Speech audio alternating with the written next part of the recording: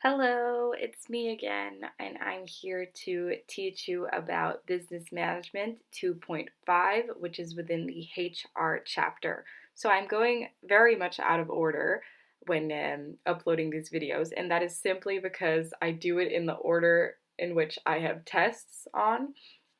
Yeah. Okay, so again, I have no credentials, and this is all just from the official IB books and from what I've learned during my classes. So 2.5 is specifically about corporate culture. So first things first, what is corporate culture? So corporate culture is defined as the attitudes, experiences, the beliefs, norms, and values of an organization.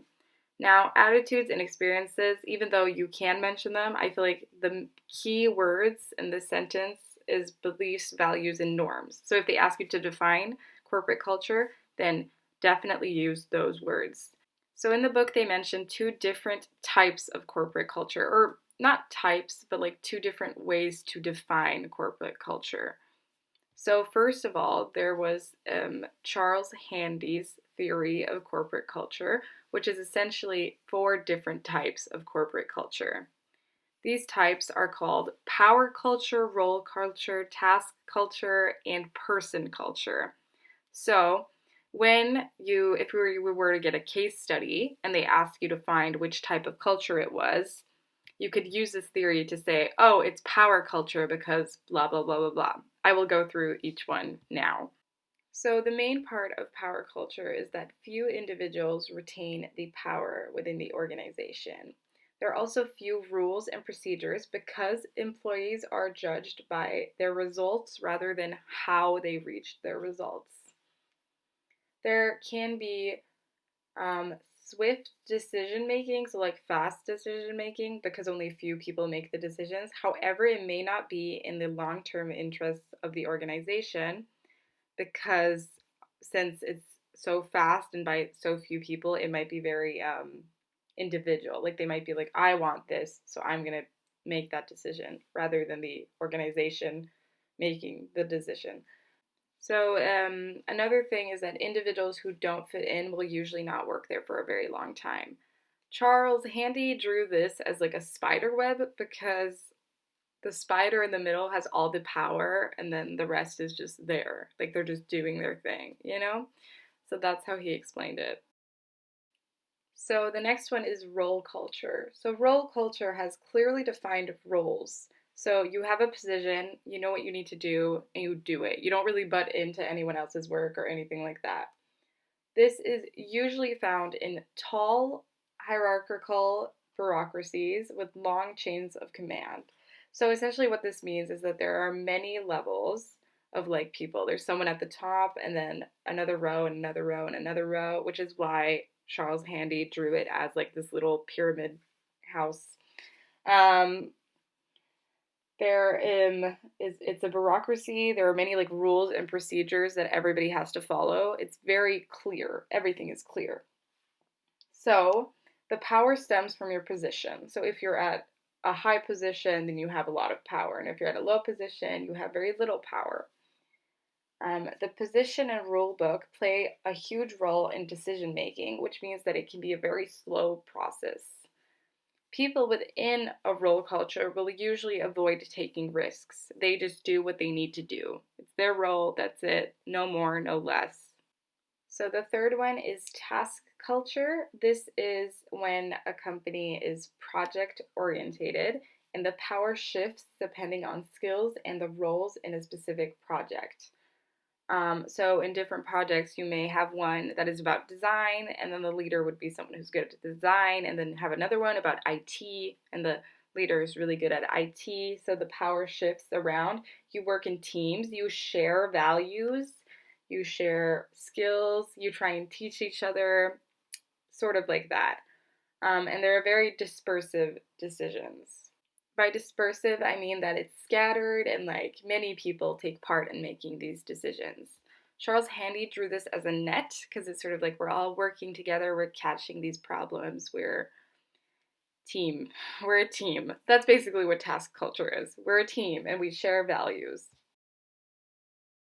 So the last type of culture Charles Handy explains is a person culture. This one is very simple and it's drawn as stars, which will become very apparent soon.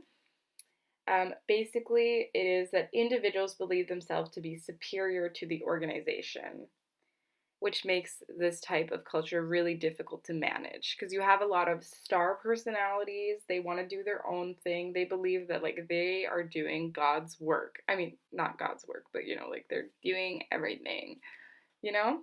Um, and this can be often seen with like lawyers, for instance, or I can't think of anything else. Damn it. There are lots of places where you see this. So the second theory that is discussed is Edgar Schein. I really don't know how to say his name, but he believed that there were three levels of an organization. So essentially, the first level is organizational attributes. This is the physical stuff in the business. So if they have images on their walls or like paintings or something, or if their employees are allowed to wear casual clothing or they have to wear like suits or whatever, that expresses something about the business itself. It could be, oh, they are not that formal, like levels of formality or whatnot. There are a bunch of different ways. So the second level is professed culture. This is if they have slogans, stuff like that, like motivational quotes on their walls, or, this shows the company's like beliefs and values. The third one is organizational assumptions. This is usually negative. It's like how things are really done. So let's say the organization says that they love their employees, they do anything for their employees, and then you find out that they've been like mistreating them half of the time, then that would be like an organizational assumption. It's like, oh, this is how they really do it. Okay, that was it for Edgar. The last thing in chapter 2.5 is about culture clashes. So this happens when individuals enter an organization or organizations merge. So you'll have one culture in one organization, another culture, in another organization. They'll merge and either one will have to adapt to each other and it can lead to a lot of problems. So what causes a culture? I really don't know why that's hard for me to say right now. Okay, so this can come from different levels of comfort with diversity. So essentially, if you have one company that is very used to diversity and another one that is not, that can be an issue. This would probably be seen in if you were to have a power culture that switched to a task culture, different degrees of formality. If you have different languages, it can lead to issues because of misunderstandings.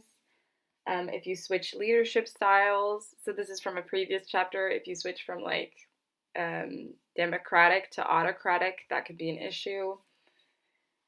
If you switch to different orientations, so this would either be task-oriented or, I forgot what the word was, person-oriented. So if it's like person-oriented, you care about your customers, you care about your people, da-da-da-da. If it's task-oriented, you care about profit and like results. If you switch practices, it could also be an issue. So that would be like how you treat your customers or how you treat your employees, little traditions you have, and like how you do things in your business, and a different sense of time. For instance, in Sweden, when you're saying to be there at 8 o'clock means you should be there 5 minutes early. That's on time in Sweden. Meanwhile, in other countries, it might be like being 10 minutes late is being on time. So let's talk about the consequences of culture clashes. So culture clashes can lead to a lack of focus within the employees, a preoccupation with the merger, which means they're not actually doing what they're supposed to be doing. They're just focusing on the merger that is going on. A sense of division between the old and the new company. A sense of isolation, maybe, if you like don't agree or you don't feel like you're getting involved with the new people or the new culture.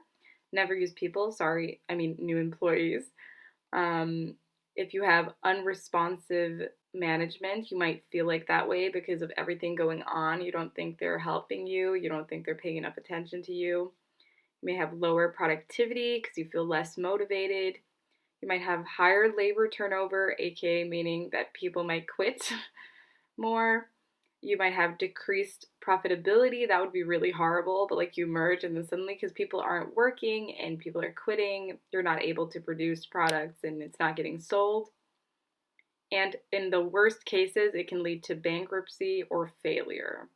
So, as you can tell, culture clashes are quite serious, and you have to try to integrate people slowly and have a plan to integrate people, is probably the best way to do it. So, that was it for chapter 2.5 about I can't say it, about corporate culture. Um, Thank you so much for listening. I hope you learned something. Goodbye. Oh, I forgot to say you can subscribe, like, and comment, and follow me at Johanna Frennert on Instagram if you feel like it. Okay, goodbye.